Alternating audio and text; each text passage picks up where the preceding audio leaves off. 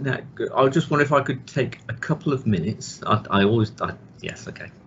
Do you mind if I take a couple of minutes? Crack on, yeah. Thank you very much. I'm also going to need a favour. If I can. Right, because as part of the MOOC, the Friends Project, we have to ensure that we've done something which shows people what the project is about. So I've got a couple of slides which I am just going to share. I say I'm going to share them. Let me get to the point where I can actually share the screen. It's not letting me share the screen, hang on. There it is. Okay, now the favour I am going to have to ask of Swan and or Jason, at the moment all I can see are my slides. Okay. What you will see will be the slides, and could you put the participation list on the right hand side? Can do. All right, I've done okay, that. Then take a screenshot so we can see these slides, and we can see the line that says there's 150 or whatever. 100 okay. Yeah. Right, so, and I'll go through a couple of slides. Done. If you can then take another couple of screenshots and save them, then we can send those to say that we've actually done this session. So as we said, this is a project with Europe, and we have to show that we are meeting specific timelines and deadlines for the project. Now, the project was supposed to complete November of this year, but as you will all be aware, this thing called COVID-19 hit the world, and timelines went completely out the window for all European projects. So at the moment, the project will be extended until November of next year, which is great because we can get more students to go through the module. So the next slide, when it appears, if it appears. Okay, again, this is what we've already basically hinted at. So if we can have another screenshot of that one, that would be fantastic. So we've already told you it's a project with 12 partners in Asia. There's 2 in Malaysia, the other one being Berjaya, and then you've got Bhutan, Cambodia, Philippines and Thailand. The whole project is worth almost 5 million ringgit. That looks like 5,000. There you go. It's more than 5,000 ringgit.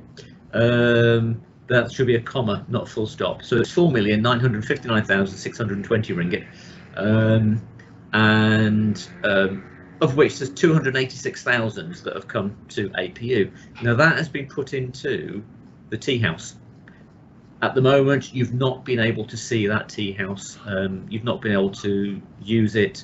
You've not been able to get hold of any of the equipment that's in there. But rest assured, once we can get back on campus, the tea house, which is on level 5, can be used by students to organise their own multicultural events, whether it's an Independence Day or something like that.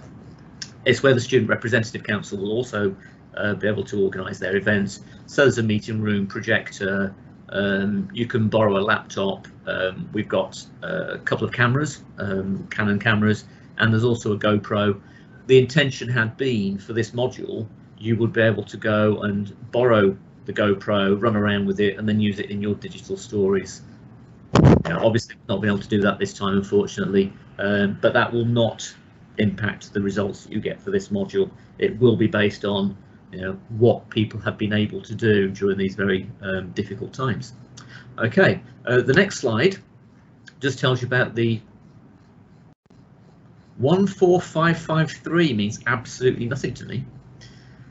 If anybody knows what that means, there's a bonus prize in there. Yeah, I don't know. So the project is split up into a number of different packages. It also says AP8, that's weird. But we are basically at the work package 4 stage now, and we've been piloting this project and it's now running. So let me move on. Don't worry about all of this because